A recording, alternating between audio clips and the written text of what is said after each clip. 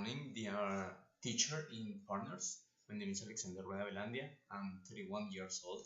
I'm married and I am living with my wife at this point in Bogota. That's because some things related to my job. Uh, I'm studying in the UNAD, Ciudad Facultativa, and I want to tell you like a little bit more about me and about my experience in English and developing the listening and speaking skills. In general terms, my learning process was kind of weird since I started in a school and teachers there used to teach using translation. I'm not sure if you're familiar with the translation method, but yes, they did it.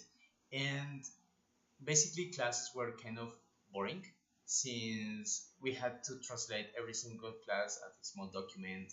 Sometimes they were really boring readings about, I don't know, political issues or economy. And at that point, I learned some vocabulary in general. I could identify some grammar structures. Sometimes they explain those structures. However, I didn't understand the usage of the tense as such in real context. That was really tough for me since I know that a language, or better, when we learn a language, is because we want to use that language in real context. We sometimes schools prepare us to present exams like Prueba Saber, like TOEFL, IELTS, MET, or other tests.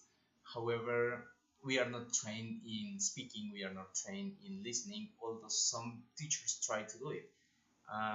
And my listening and my speaking was a pain in the neck since I couldn't practice when I was at school. As soon as I finished my school, I started an English course in Bogota. And things were different by that time since we have the opportunity of interacting with our classmates. I remember that teachers used to push us to speak in English, to use different grammar tenses, to use vocabulary, expressions, and different things, just for us to have a better performance and to be more accurate in the usage of this second language. When I was studying, I had the opportunity of teaching my first class, and it was kind of complicated since I had no any idea of how to do that. And that day I just realized that I had some knowledge, like the general background of English. I understood what simple present was, I understood what present perfect was. However, I realized that I needed more. And then I tried to be curious. I tried to listen to music. I tried to watch some news in television, and to try to do the best when I was listening and try to speak in class, even though I knew that I was not the best at that. Then I'd say that I had the opportunity of working with some German people, and that was really amazing. That experience changed my life, I'd say, and that's because when I arrived, I remember that the first day I had to speak with an German. His name is Marcus, and he lives in the US. And that day he said some things, and I was really scared because I didn't know if I could understand or I was going to be able to understand what he was gonna say. But I did it, and as of that day, I had realized that I really knew some things, but I had to improve as well. So some of the strategies that I have to, that I started to implement in my life has been imitation or shadowing. Well, a friend of mine told me that imitation is when you try to speak in the same way that another person, or you try to use like exactly the same speech that the person is using in a specific moment.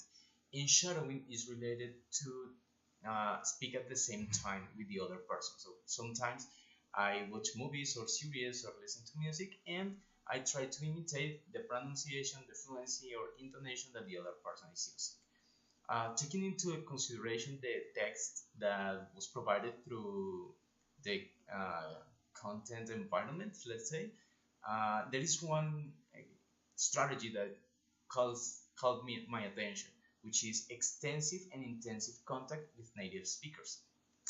That is really important, and that was a strategy or something that happened to me in the past, and I'm trying to use it.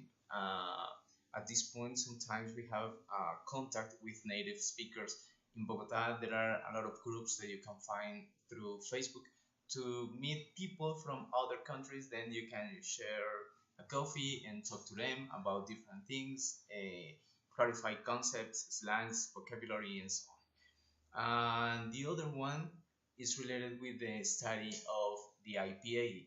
I didn't know and I didn't have any idea what IPA was. But then these last years, let's say, I started like checking the IPA of the words, and I tried um, to reproduce the sounds according to the IPA sounds. And those strategies have helped me improve my speaking, my listening, and the different skills that we need for English. Well, thank you so much for watching, and well, we will be in contact.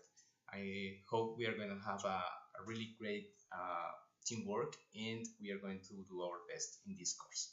Bye.